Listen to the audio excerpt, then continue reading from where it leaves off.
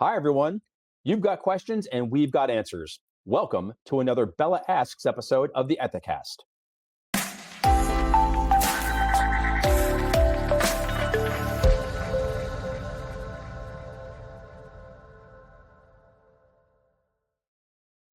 The Business Ethics Leadership Alliance, or BELA, is a global ethics and compliance community that provides exclusive access to helpful data, benchmarking, events, and other resources to advance your ethics and compliance program.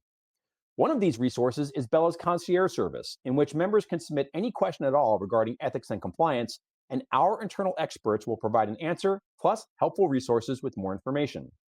Now, while we invite everyone watching and listening to join BELA, we also know that there's no competition in compliance. That's why we're using this program to thematically respond to high-level questions from the BELA community for the benefit of E&C teams everywhere. Joining us once again to answer those questions is BELA Chair Erica Salmon Byrne. Erica, as always, it's great to have you on the program.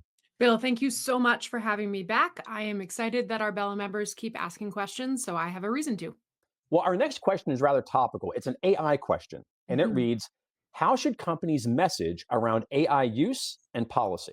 Yep. And it is very timely, Bill, because AI is everywhere right now. Every conference agenda is filled with panels about AI. Everybody's writing about AI. There's all sorts of questions out there about AI. And look, I get it. It's a very exciting emerging technology.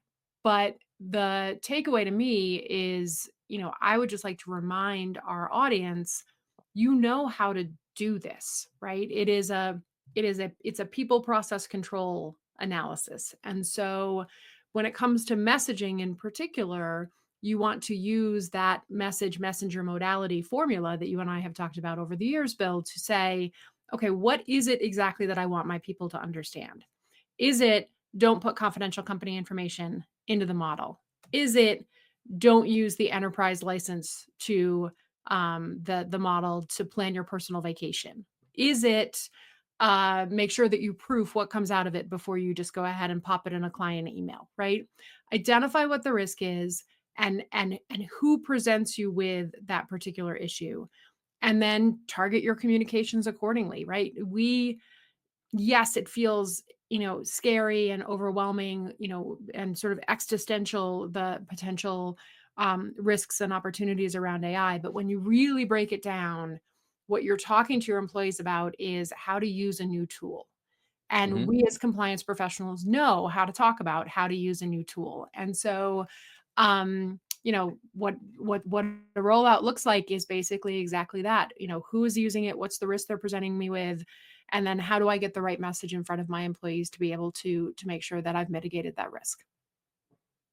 Now, you're the expert of the show, so far be it for me to jump in with my own thoughts here, but would you mind if I offered a personal observation? Please do. Yes.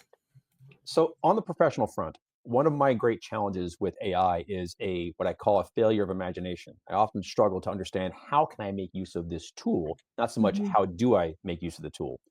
And from a risk perspective, I also look at it from the other way, which is I think people suffer from a failure of imagination for how could I inadvertently misuse this tool, or how could I use this tool in a way that actually violates established protocols and programs and codes. And I say that Mhm. because just today in personal conversation, I was speaking with somebody who relayed to me a absolutely blood curdling story, something that happened in real time that was, somebody dumping tons of confidential information into an agent in what would be clear violation of any kind of AI governance policy.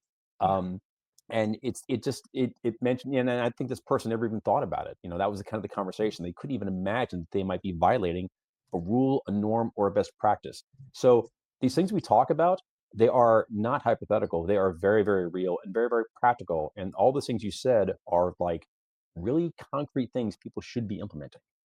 Yeah, and Bill, hopefully as an organization, you've kind of thought about what the risk and the use cases for AI look like for your company. The stat that I would highlight for you is a piece of research that came out 6 or 7 months ago now, indicating that there are, a lot of, and this was 6 or 7 months ago, so the number is probably even higher now. There was a little bit north of 60% of employees who responded to the survey who said that they regularly use AI to automate pieces of their workflows, and just Mm. 30% of that group even knew what their company's AI use policy was.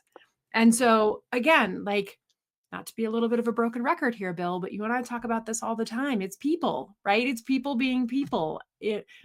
Do your people understand what it is that they can and can't do when it comes to these new tools? Do they know how to use them effectively, efficiently, and in a way that they're not presenting the organization with risk? And how do you know, right? So again, take a breath. You know how to do this. People, process, control, message, messenger, modality, right? Use the formula to identify who's going to present you with these risks. Your message to your engineering team is going to need to be different than your message to your sales team. Target it, tailor it, grab people's attention so that they understand what the issue is that they're dealing with, and then go from there. Well, Erica, thank you so much for weighing in on this. I sure appreciate it. And it's a very, very timely answer to a very timely question.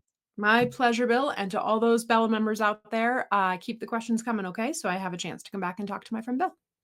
To learn more about BELA, visit ethisphere.com/BELA to request guest access to the Member Resource Hub and to speak with the BELA Engagement Director.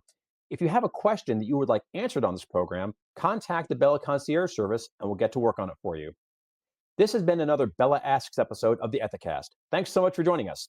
We hope you've enjoyed the show. And if you haven't already, please like and subscribe on YouTube, Apple Podcasts, and Spotify. And be sure to tell a colleague about us as well. It really helps the program.